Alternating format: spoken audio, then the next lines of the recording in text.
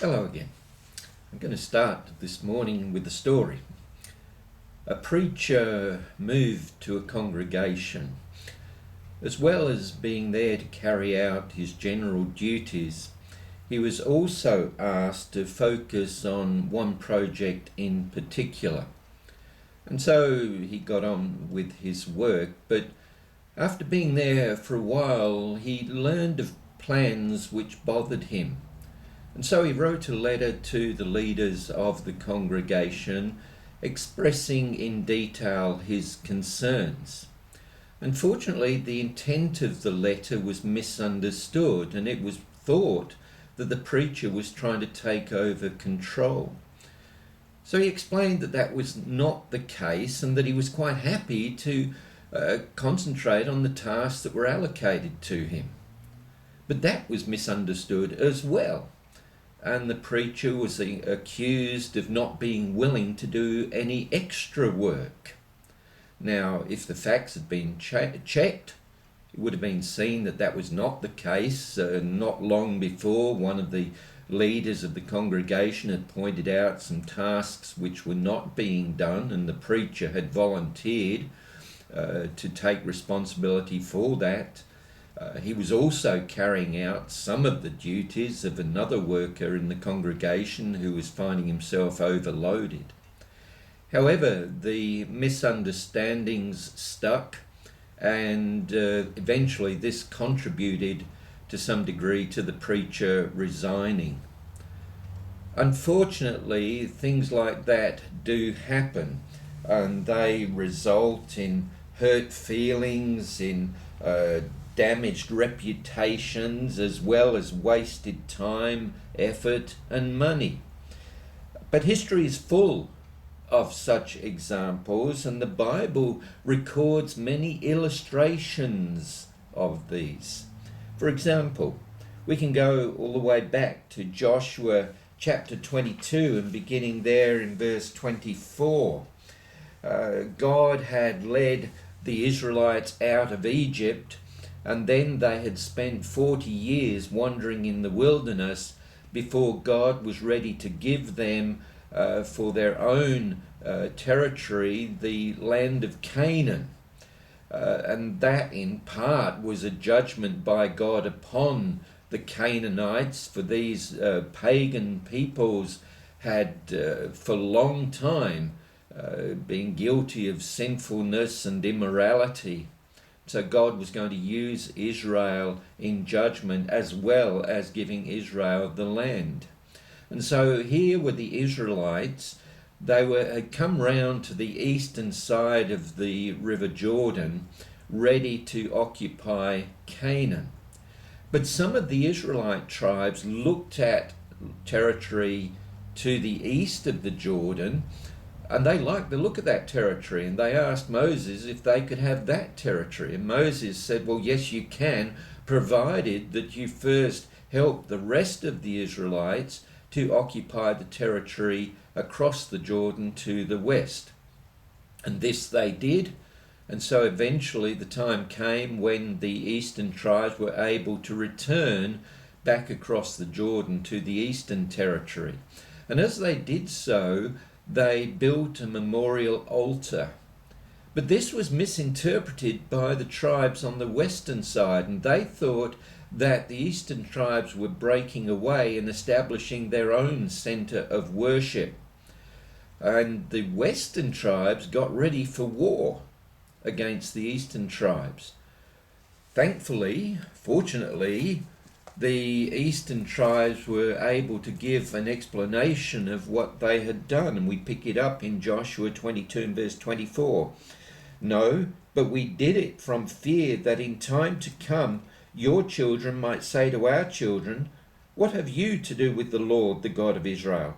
For the Lord has made the Jordan a boundary between us and you, you people of Reuben and people of Gad. You have no portion in the Lord. So your children might make our children cease to worship the Lord. Therefore we said, let us now build an altar, not for burnt offering, nor for sacrifice, but to be a witness between us and you, between our generations after us, that we do perform the service of the Lord in his presence with our burnt offerings and sacrifices and peace offerings.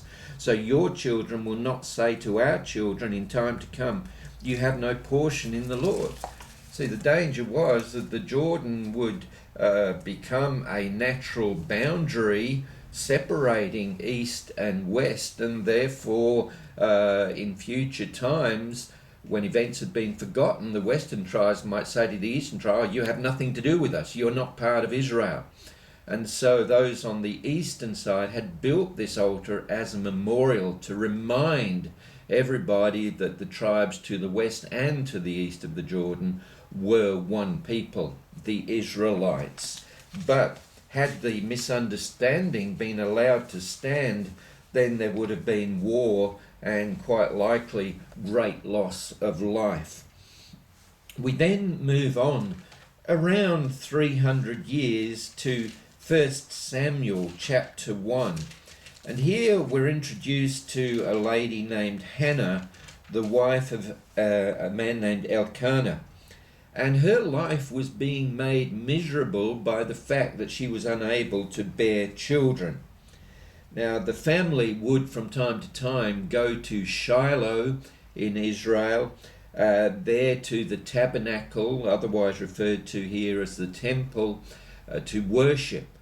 And Hannah at that time pours out her feelings to God in prayer, seeking the ability to bear children. We pick it up in 1 Samuel chapter 1 and verse 9.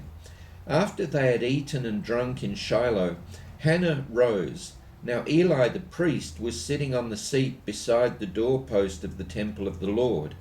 She, Hannah, was deeply distressed and prayed to the Lord and wept bitterly. And she vowed a vow and said, O Lord of hosts, if you will indeed look on the affliction of your servant and remember me and not forget your servant, but will give to your servant a son, then I will give him to the Lord all the days of his life, and no razors shall touch his head. And that has to do with the Nazirite vow, a vow of dedication. So she is pouring out her heart to God. But Eli, the priest, is watching, and he misunderstands her actions. 1 Samuel 1 and verse 12, as she continued praying before the Lord, Eli observed her mouth. Hannah was speaking in her heart, only her lips moved, and her voice was not heard. Therefore Eli took her to be a drunken woman. And Eli said to her, how long will you go on being drunk? Put your wine away from you. Now here she was in a highly emotional state. It says here she was deeply distressed, verse 10.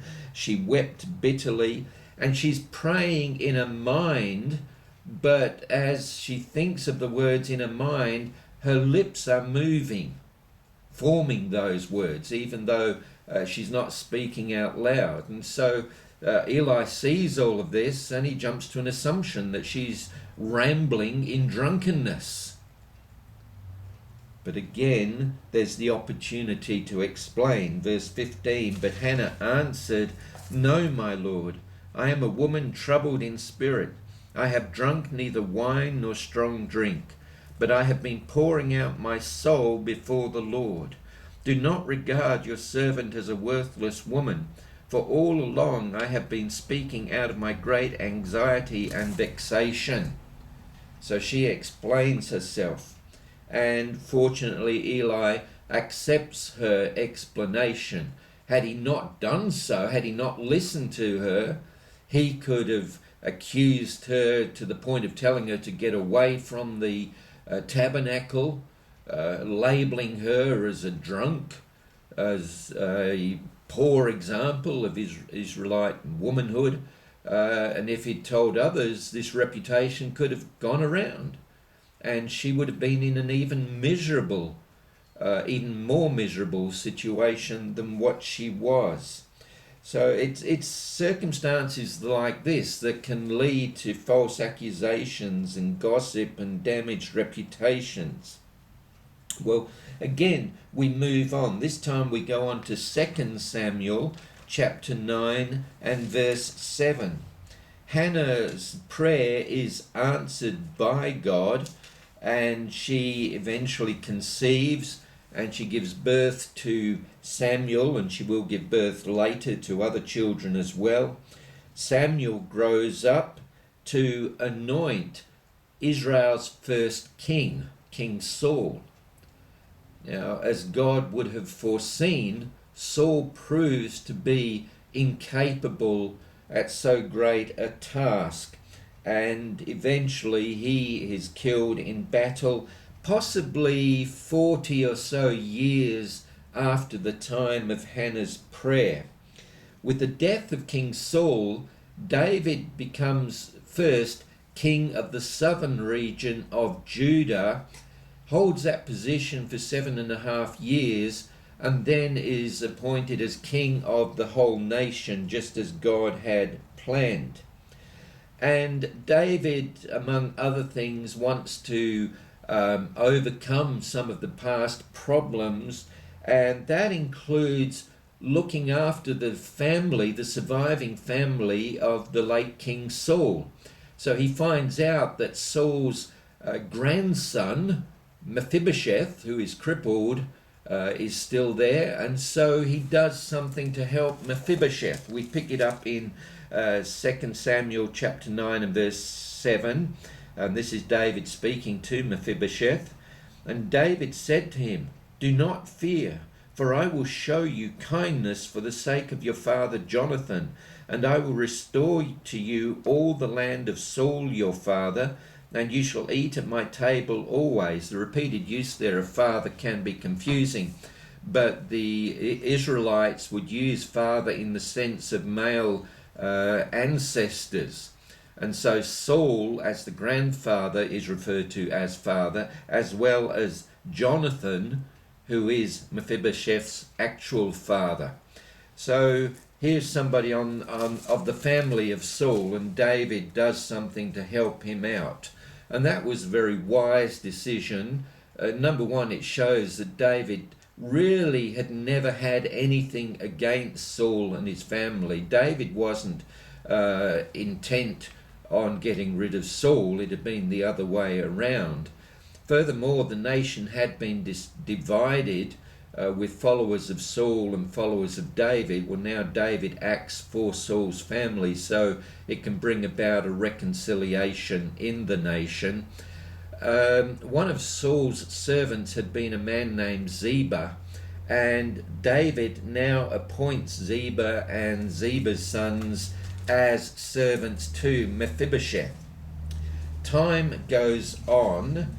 Problems arise in David's family, and David's son Absalom rises in rebellion against his father King David, and others side with Absalom, and David is forced to flee. And we pick it up in 2 Samuel 16 and the first 3 verses. When David had passed a little beyond the summit, Ziba, the servant of Mephibosheth, met him with a couple of donkeys saddled, bearing 200 loaves of bread, 100 bunches of raisins, 100 of summer fruits, and a skin of wine. And the king said to Ziba, "Why have you brought these?" Ziba answered, "The donkeys are for the king's household to ride on, the bread and summer fruit for the young men to eat, and the wine for those who faint in the wilderness to drink." So here's David with his faithful followers fleeing from Absalom's forces. So Ziba seems to be doing a good thing here, siding with the king, bringing him provisions. But where's Mephibosheth? Well, David asks about that in 16 and verse 3. The king said, "And where is your master's son?" In other words, Saul's grandson. Ziba said to the king, "Behold, he remains in Jerusalem. For he said, 'Today the house of Israel will give me back the kingdom of my father.'" So David looks at the situation. Here is Ziba proving very generous in helping with supplies. Mephibosheth apparently has not made the effort to come along, whereas Ziba has. So David makes a snap decision.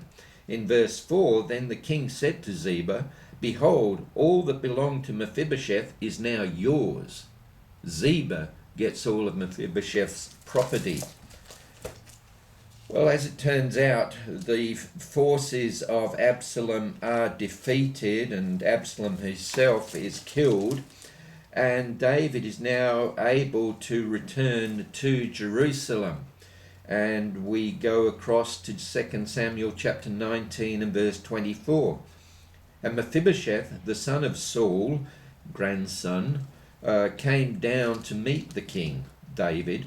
He had neither taken care of his feet, nor trimmed his beard, nor washed his clothes, from the day the king departed until the day he came back in safety. And when he came back to Jerusalem to meet the king said to him, "Why did you not go with me, Mephibosheth?" He answered, "My lord, O king, my servant deceived me. For your servant," he's speaking of himself, Mephibosheth, said to Ziba, "I will saddle a donkey for myself, that I may ride on it and go with the king, for your servant is lame." That was the situation with Mephibosheth. But Ziba had got in ahead of him.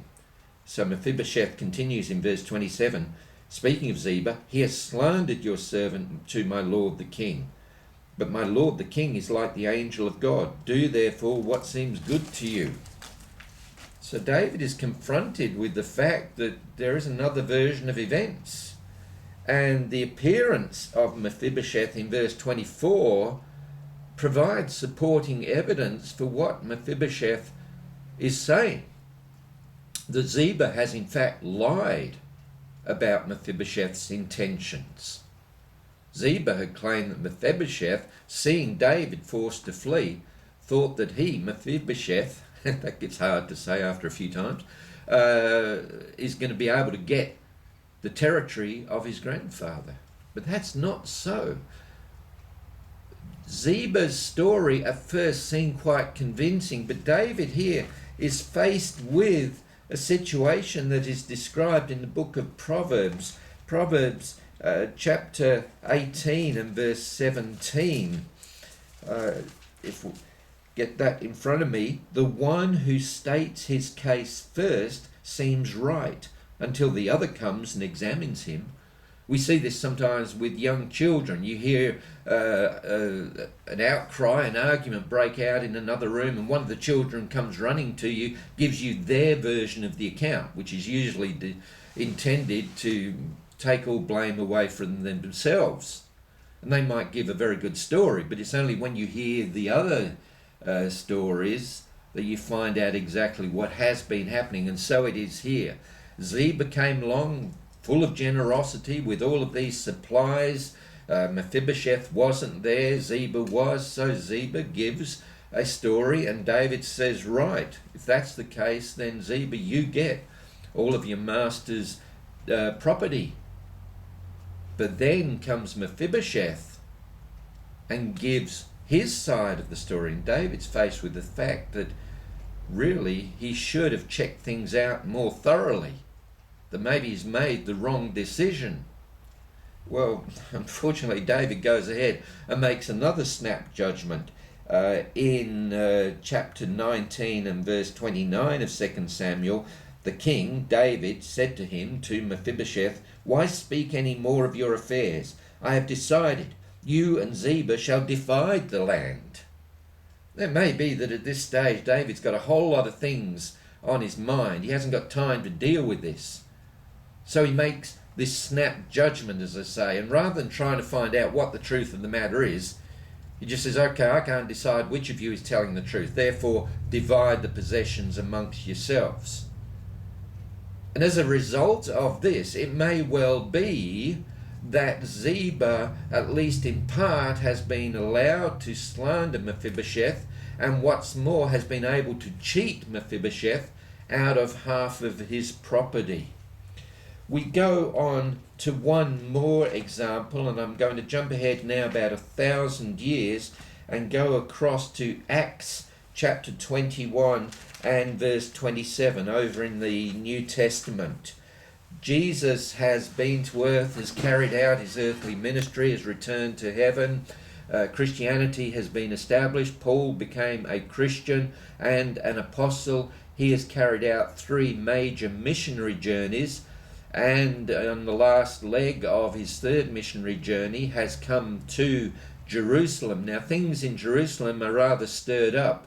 There's some Jews that have come down from the Roman province of Asia, which is at the western end of the what is now called Turkey, and they're stirring up opposition against Paul, and rumours about Paul are circulating within the city. So things are rather volatile, and Paul comes into this, and we pick it up in Acts chapter 21 and verse 27. When the 7 days were almost completed, the Jews from Asia, seeing him in the temple, seeing Paul in the temple, stirred up the whole crowd and laid hands on him, crying out, "Men of Israel, help! This is the man who is teaching everyone everywhere against the people and the law and this place." In other words, the temple. "Moreover, he even brought Greeks into the temple," Gentiles in other words, "and has defiled this holy place." And then you've got an explanation, for they had previously seen Trophimus the Ephesian with him, with Paul in the city, and they supposed that Paul had brought him into the temple. They supposed. They had earlier seen Paul with Trophimus, a Gentile, and because they later saw Paul in the temple where Gentiles were not permitted, they jumped to the conclusion that this Gentile Trophimus must have been with Paul, and so Paul was showing total disregard for the temple and its laws. And so they stirred up a mob reaction in the city. Things, as I said, were already volatile, and you end up with a lynch mob intent on killing Paul, it says in verse 31. Well, with this great uproar going on, the Roman forces learn of this, and so a Roman group with a tribune and soldiers comes along and grabs Paul, who is at risk of being killed here. And the tribune, the officer, tries to find out what's going on. He can't get any details because of the uproar, and he makes an assumption. He thinks that Paul is the leader of a group of rebels. In Acts 21 and verse 38, the officer says to Paul, "Are you not the Egyptian then, who recently stirred up a revolt and led the 4,000 men of the assassins out into the wilderness?" Well, no, that's not Paul. And then the officer makes a further assumption. Later on, Paul speaks to the Jews, but that doesn't settle anything. There's another outcry. The officer's getting nowhere. He says, "Okay, we'll question Paul by means of flogging, by torture. We'll get the truth out of him." Well, he's forgotten to do something else, or has made an assumption. As they're getting ready to flog Paul, Paul just quietly says, "Is this right to flog a Roman citizen who hasn't been condemned?" Because Paul was a Roman citizen, and Roman law did not allow a Roman citizen to be flogged unless a case had been proven against him. So really there's a whole bunch of assumptions being made here, false assumptions. The Jews from Asia Minor, the Roman province of Asia, assumed that Paul had taken a Gentile into the temple. Well, that was a false assumption. The Roman officer had assumed that Paul was an Egyptian leader of a rebel group. That was a false assumption. Then he goes ahead to have Paul questioned under flogging, and there's an assumption there that Paul wasn't a Roman citizen and therefore not subject to the protection of Roman law. Well, that was an incorrect assumption as well. So if these things hadn't been dealt with, Paul would have been a dead man, or else the Roman officer could have been up for court-martial for failing to observe Roman laws and making incorrect assumptions. So we have here various examples, historical examples of what can happen when people make false assumptions without checking out the facts.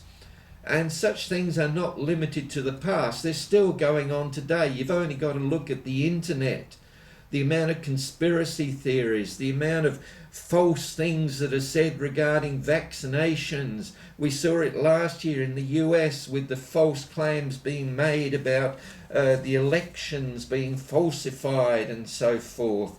And this stuff floats around and people are believing it. Last week I talked about unity and about avoiding division within the church.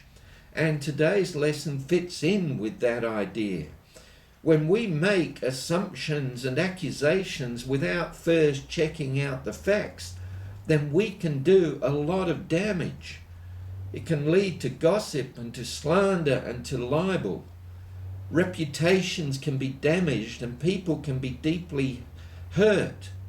And groups, including the church, can be divided. And so it is that the Bible repeatedly warns against these things and directs us to check out facts before acting on accusations. We need to be careful. And that's pointed out in both the Old and the New Testament. For instance, we go back to Deuteronomy chapter 17, beginning in verse 2. This is back in the time when Moses was still leading Israel. Deuteronomy 17 verse 2. If there is found among you within any of your towns that the Lord your God is giving you, a man or woman who does what is evil in the sight of the Lord your God in transgressing his covenant, and has gone and served other gods and worshipped them, or the sun, or the moon, or any of the host of heaven, which I have forbidden, and it is told you, and you hear of it, then you shall inquire diligently, and if it is true and certain that such an abomination has been done in Israel, then you shall bring out to your gates that man or woman who has done this evil thing, and you shall stone that man or woman to death with stones. Now, the situation was that if a person was doing these things, then it could lead the nation away into idolatry and false worship, and indeed that would happen later in Israel's history. So Israel needed to act, but what Moses says here, first you check diligently, you check carefully, and then if it is true and certain that such a thing has taken place, then you act. We can go over a couple of chapters to Deuteronomy chapter 19, beginning in verse 15, still in the time of Moses. A single witness shall not suffice against a person for any crime or for any wrong in connection with any offence that he has committed. Only on the evidence of 2 witnesses or of 3 witnesses shall a charge be established. If a malicious witness arises to accuse a person of wrongdoing, then both parties to the dispute shall appear before the Lord, before the priests and the judges who are in office in those days. The judges shall inquire diligently. If somebody gives false testimony about somebody else, there's to be a careful investigation of the facts. You don't just simply accept the accusations of one person. And these guidelines are also contained over in the New Testament as well. We can go over to Matthew the 18th chapter, where we're told here what God's people should do when a problem arises. Matthew 18 and verse 15. If your brother, in other words a fellow believer, sins against you, go and tell him his fault between you and him alone. If he listens to you, you have gained your brother. And the idea here is some things don't need to be spread about amongst other people. If there's a problem between 2 people, well, try to solve it between the 2 of you without letting it go any further. Verse 16, but if he does not listen, take 1 or 2 others along with you, that every charge may be established by the evidence of 2 or 3 witnesses. If he refuses to listen to them, tell it to the church. And if he refuses to listen even to the church, let him be to you as a Gentile and a tax collector. In other words, close fellowship with that person is cut off. But there is a process of checking, investigating to find out the truth. if this biblical principle had been followed in recent times in regard to all the problems with child abuse in churches, then the problem would not have been of the extent that it was. This is why we need to stick with biblical teaching. One more example over in 1 Timothy chapter 5 and verse 19. And this deals with the church. 1 Timothy 5 verse 19, do not admit a charge against an elder except on the evidence of 2 or 3 witnesses. The elders were those who guided the church, each congregation. You don't allow just one person to come along and make an accusation. There needs to be supporting evidence in regard to this. And so both Old Testament and New Testament, the idea is to carefully check things out rather than jumping to assumptions that may well turn out to be false. We need to be people who speak truth and who are careful to uphold truth. And this reminds me of another situation which arose once. It may be that a close Christian friend of mine comes along to me and makes allegations about somebody else, a third party. Now, this Christian friend I've known for a long, long time, and I have found him or her to be trustworthy, reliable. They're not people who make up false allegations. And so because of that, I act upon what they have said to me about the third person. But although this friend of mine might be an honest person who is not given to lies, they're still human and they're still capable of making mistakes. And it could be that they have mistaken something that they have seen or heard in regard to the third person. So again, we don't just take one person's word for something, but rather if a serious matter has been raised, then equally seriously there needs to be careful investigation of the facts. Don't make assumptions about things that you see, things that you hear, or things that you are told in regard to somebody else. Speak truth and check out the facts. By this means, what we do is to minimize the risk of judging one another on the basis of misunderstandings, gossip and slander and lies. And that way we avoid causing harm to others, and we help to maintain the unity of the church. And this doesn't just apply to the church, it applies to any group of people. It might be in the workplace, it might be at school, it might be in the neighborhood, the local street, it may be some sort of club. If we listen to gossip or jump to conclusions, we can cause problems in whatever group, and we can do a lot of damage to individuals. So we need to be people who are very careful to find out the facts and to act only upon those facts. Let's pray. Father, your word is true and reliable, and it is a guide to life. Though many now think it outdated, Father, in so many ways, it contains principles which have been true right throughout history, because people are basically the same and we see the same problems occurring throughout history. May it be that we, Father, trust your word and learn your word and learn to apply your word in all sorts of areas of life, that we can fulfill your purposes and that we can be united with one another rather than allowing ourselves to fracture, to divide over things that are simply not true. Lord, help us to have deep respect for you and what you are saying.